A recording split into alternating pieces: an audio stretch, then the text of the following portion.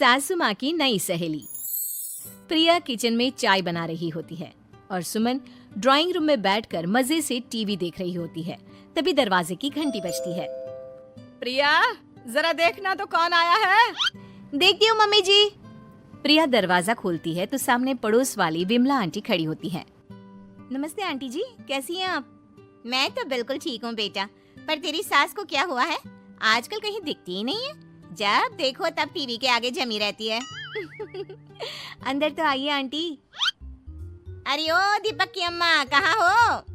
अरे बिमला, आओ आओ, क्या बात है, बड़े दिन बाद याद आई तुम्हें मेरी। मैं तो हमेशा ही तुम्हें याद करती हूँ, पर तुम ही गायब रहती हो और आजकल तो बाहर भी नहीं आती जाती। तबीयत तो ठीक है ना तुम्हारी? अरे तबीयत को क्या होना है, इस उम्र में तो कुछ ना कुछ लगा ही रहता है। मेरी छोड़ो, तुम ये बताओ कि क्या चल रहा है गली मोहल्ले में। तुम गली मोहल्ले की छोड़ो, चल तो तुम्हारे पड़ोस में रहा है। तुम्हारी नई सहेली आई है। मेरी कौन सी नई सहेली? मैं तो यहाँ बस तुमसे बातचीत कर लेती हूँ या फिर बाजू वाली शर्मा की बहू से 2-4 बातें कर लेती हूँ। इसीलिए तो कहा कि तेरी नई सहेली आई है।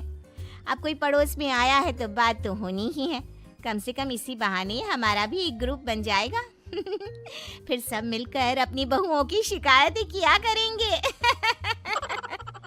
दोनों हंसने लगते हैं। तभी प्रिया चाय लेकर आती है और सामने टेबल पर रख देती है।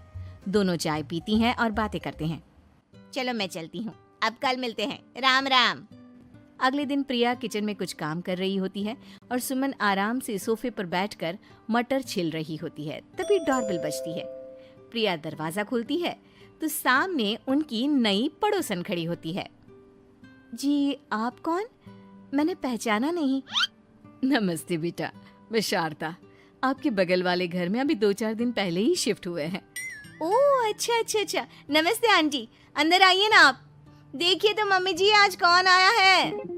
इतना कहकर प्रिया किचन में चाय बनाने चली जाती है। नई पड़ोसन को घर पे देखकर सुमन थोड़ा हैरान हो जाती है।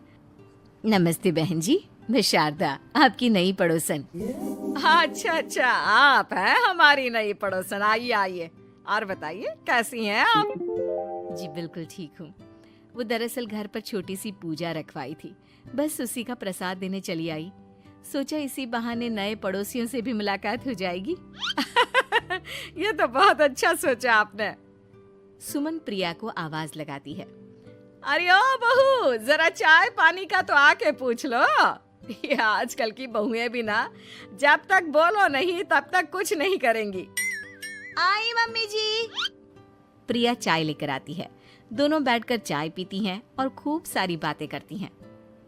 अच्छा बहन जी, अब मैं चलती हूँ, फिर मिलते हैं। अब तो आना जाना लगा ही रहेगा। शारदा के जाने के बाद प्रिया किचन से बाहर आती है। क्या बात है मम्मी जी, आप दोनों को देखकर तो लगा ही नहीं कि पहली बार मिल रही हो। आप दोनों तो बिल्कुल बिछड़ी हुई सहेलियों की तरह बातें कर रही थी। अरे जब दो औरतें मिल जाती है ना, तो बातें अपने आप ही निकल आती है। अब तू अपने काम पर ध्यान दे, बातों पे नहीं। ऐसे ही कुछ दिन बीत जाते हैं।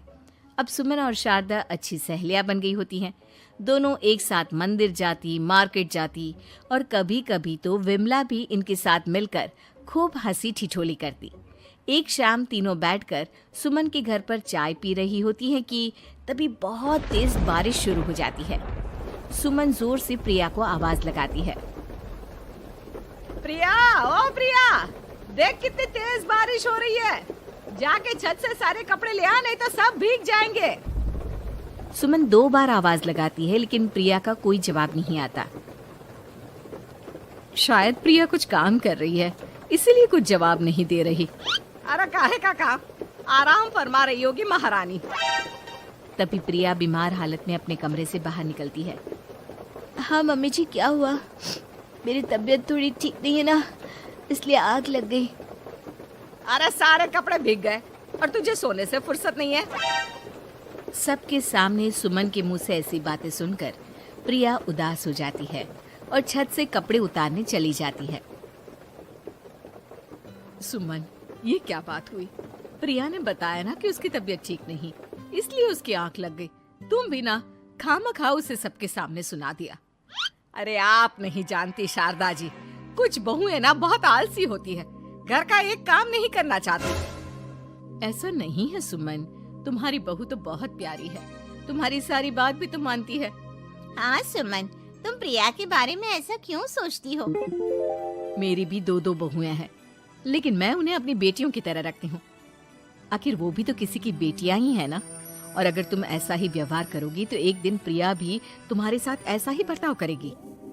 शारदा और विमला की बातें सुनकर सुमन की तो बोलती बंद हो जाती है। वहीं प्रिया भी बाहर से सारी बातें सुन रही होती है। अरे मैं कोई उसकी दुश्मन थोड़ी ना हूँ, मैं भी उसकी माँ हूँ, लेकिन कभी कभी सास बनना पड़ता है, नहीं तो बहुएं हाथ से निकल जाती है। देखो सुमन, ये सब सोच का फर्क है। अगर तुम ये सोचोगी तो कभी प्रिया को अपनी बेटी नहीं बना पाओगी। इतना कहकर शारदा और विमला वहां से चली जाती हैं और सुमन अकेले बैठकर उनकी बातें सोचने लगती है।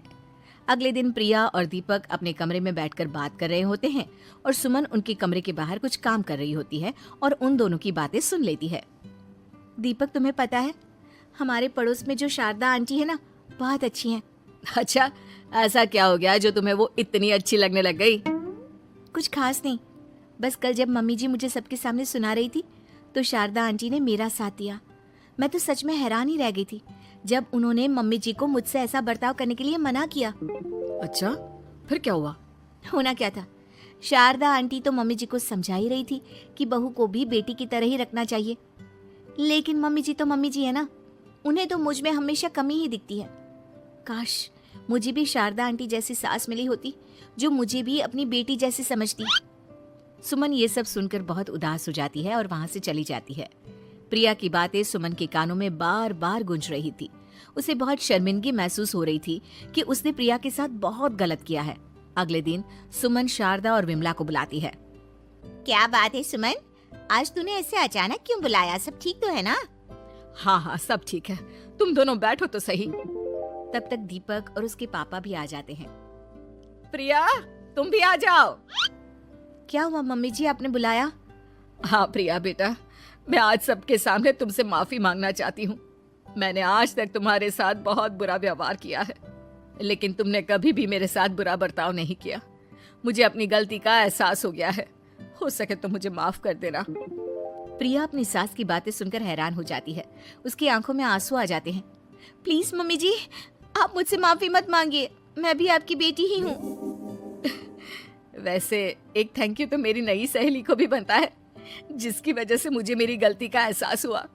शारदा बहन, आपका बहुत बहुत शुक्रिया जो आपने मेरी आंखें खोल दी। अरे क्या सुमन, तुम भी ना। तो फिर इसी बात पर चाय और पकोड़े हो जाए। हाँ हाँ, क्यों नहीं।